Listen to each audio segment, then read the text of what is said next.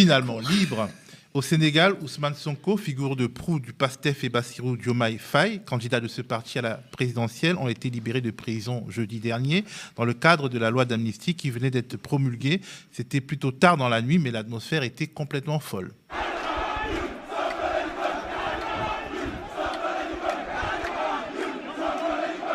Sonko et Faye ont été libérés un peu plus d'une semaine avant le scrutin et le pouvoir, d'une certaine manière, leur a donné une sorte de booster de campagne. Une fois de plus, on a envie de dire tout ça pour ça, Jean-Paul. Justement, Macky Sall a fait tout ça là. Voilà, le type, il est libéré. Et ça lui a encore donné du boost, ça lui a encore donné de l'agnac.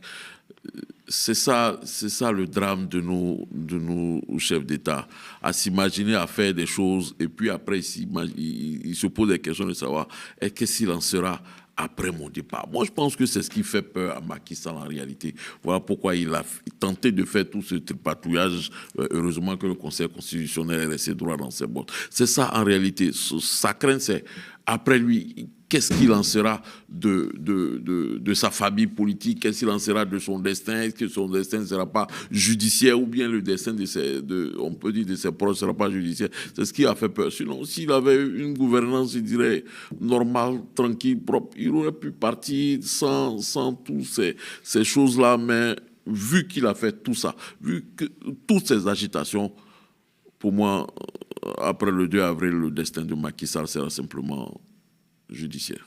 Mais justement, l'amnistie, normalement, couvre Macky Sall et ses compagnons aussi. C'est au nom de cette amnistie que Sonko et Faye sont sortis, Geneviève. Oui, tout à fait. L'amnistie couvre tout. Oui, l'amnistie couvre éventuellement c'est une amnistie générale. Depuis donc 2021. Et puis alors, elle est irréversible. J'ai lu les termes. Elle est irréversible. Donc normalement, elle couvre même les éventuels actes du président de la République sortant. Moi, ce que je trouve extraordinaire, je suis d'accord avec je pense que c'est pour ça qu'il a fait ça d'ailleurs, mais je suis d'accord avec le coup de booster. C'est vraiment le bon terme depuis 2021, je crois. Je ne comprends pas, je suis totalement sidérée de tout ce processus qui finalement contribue à faire d'Ousmane Sonko un martyr, il contribue à accroître son aura. Je ne comprends pas cette stratégie de Macky Sall. J'avoue que c'est assez sidérant. On peut dire que c'est très sénégalais, c'est ce que Senghor et Diouf ont fait avec Wade, c'est ce que Wade a fait avec Macky Sall. Oui, c'est très sénégalais. Et la démocratie aussi est très sénégalaise, puisque finalement les Sénégalais s'en sortent à chaque fois. Puisque finalement, ça se finit toujours bien. Si, là, je pense que ça va se finir bien. Si, ça va se finir bien. Il y a quand même une opinion publique, il y a quand même une pression de l'opinion publique. Il y a une société civile sénégalaise beaucoup plus organisée, beaucoup plus participative et beaucoup plus et attachée à être un politisée qu'en Côte d'Ivoire. Et attachée à son modèle. Oui, une jeunesse plus conscientisée, plus politisée, oui. Pas que jeunesse, monsieur Alioune par exemple, n'est plus très jeune. Une société civile qui est forte et qui n'arrive pas à se faire happer par la classe politique. Voilà, qui n'arrive pas à se faire happer. Ce qui est différent dans d'autres pays comme par exemple le Cameroun, la Côte d'Ivoire, où dès qu'un leader de la société civile arrive rapidement, il se fait happer par la classe politique. Ce qui fait qu'en Côte d'Ivoire, au Cameroun, une société civile très faible et puis une classe politique forte. Mais en Côte d'Ivoire, au Cameroun, il y a une persistance de l'ethnicité qui est manipulée par les politiques. C'est pas pareil au Sénégal. Au Sénégal, il y a la question de la Casamance, mais qui n'a pas d'impact de politique nationale. D'ailleurs, Ousmane Sonko, qui est porté par une bonne partie de l'opinion publique, vient de la Casamance et ça ne pose pas de problème. Donc peut-être que le fait qu'ils aient dépassé un peu... Et puis il vient d'une ville qui est quand même qui n'a pas de problème, contrairement à ce qu'on pense. Ziguinchor, où toutes les religions se côtoient et cohabitent dans, du Sénégal, dans un syncrétisme quand même assez fort, qui ne pose pas de problème a priori. C'est pas là que se jouent les clivages. Alors l'amnistie qui rend libre Sonko et Faye, c'est également un bouclier de protection pour Macky Sall et ses hommes, on l'a dit. Là, le président sortant et sa coalition accordent enfin leur soutien sans fioriture à Amadou Ba, l'ancien Premier ministre. Est-ce qu'ils font semblant pour masquer leur division? Est-ce que ce soutien tardif suffira pour le mettre au moins en position assez favorable pour négocier? Quelle est l'analyse que vous en faites, Salomé? Effectivement, c'est les événements et le revirement de Macky Sall. Enfin, c'est-à-dire que le rythme qu'il essaye d'imposer, il a voulu se donner 2 ans, puis 1 an, puis là 2 mois. On a l'impression qu'il a quand même été contraint à revoir sa stratégie et à se refocaliser sur son candidat Amadouba. Et je pense que du coup, aujourd'hui, il est effectivement, pour s'en sortir de façon en démocrate, malgré que ce soit difficile de lui accorder ça, puisque tout le monde a été très choqué au Sénégal par son décret, de poser par son il y a comportement général par son aussi, comportement depuis un certain général. Là, on a plutôt l'impression qu'il s'est résolu. Geneviève, il a pas le est-ce choix. En fait, il a pas le choix. que c'est sincère la nouvelle appétence que son camp manifeste pour son candidat Amadouba, parce que jusqu'à il n'y a pas longtemps, il ne sortait même pas l'argent de la campagne électorale. Mais il n'a pas le choix, il n'y a pas d'autre candidat. Il aurait aimé redémarrer le processus à la base pour, le cas échéant, choisir un autre candidat. Notamment sur le fils Wade, Karim Wade. Ouais. Enfin, moi, j'ai jamais... On en a parlé lors d'une précédente émission. Vous savez que j'ai jamais été d'accord sur le fait que Karim Wade puisse être le candidat alternatif de Macky Sall. Je suis pas d'accord avec ça, mais bon... Il a voulu au moins donner cette impression, Karim Wade. Macky Sall. Ouais, plutôt Karim Wade. C'était de la poudre aux yeux. Je pense que c'était de la poudre aux yeux. Parce qu'en réalité, temps long. Ouais, il sait qu'il a fait beaucoup de tort à Karim Wade à un certain moment. Et peut-être se racheter une certaine nouvelle conscience auprès des Sénégalais, mais ça n'a pas marché. Mais moi, dans cette affaire-là, même là... Peut-être que c'est une manière aussi de se racheter, peut-être, vis-à-vis de la famille Wade. De se faire protéger après son départ du palais par le clan Wade, qui demeure puissant. De recréer une alliance, pardon. Moi, ce qui me je ne sais pas comment je vais dire ça en termes de destin. Donc, Sonko n'est pas candidat. Son candidat va être président peut-être. Et puis Sonko, pendant des années, il s'est battu, il est allé en prison, ils ont sali son nom, tout, il a mis son nom, et puis il ne sera pas président. Ça, c'est un risque quand même, un risque politique. Le destin, ceci de parti. Parce que le fauteuil présidentiel n'est pas un banc. Comme disait Aboudraman Sangaré. Et comme disait Laurent aussi, Gbagbo. Mais qu'est-ce que pour le candidat va devenir président là?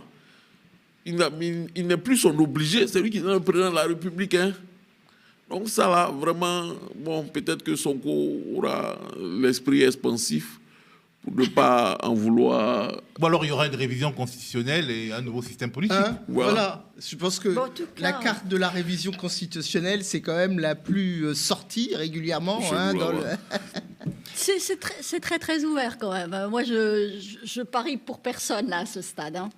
Je parie pas Bassirou Diomaye Faye, je parie pas certainement pas Amadouba. Est-ce que vous pariez sur un premier tour qui va bien se passer, parce que il n'est pas très très bien préparé, vu que le processus a été haché de plein de j'en discutais avec un économiste sénégalais ce matin, que j'avais au téléphone, on en discutait justement, et je lui disais, mais il n'y a que 15 jours là, de campagne, c'est extrêmement court, normalement c'est 3 semaines, il y a un candidat qui sort de prison là maintenant, est-ce qu'il ne peut pas y avoir une remise en cause des résultats, des contestations des résultats, est-ce que cette élection peut bien se passer malgré tout ça?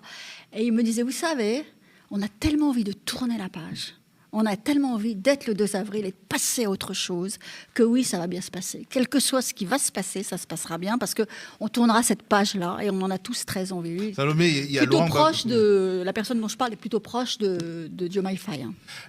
Salomé, le président Gbagbo disait on peut sortir de la prison à la présidence et vice-versa. Ça lui est arrivé, et ça va peut-être arriver, en tout cas la première partie, partir de la prison à la présidence pour arriver à Bassirou Diomaye Faye. Ce serait quelque chose de symbolique, un clin d'œil pour votre parti qui a connu des emprisonnements et des moments de gloire.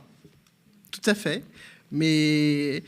Le PPAC est plutôt sonquiste ou bien... On est...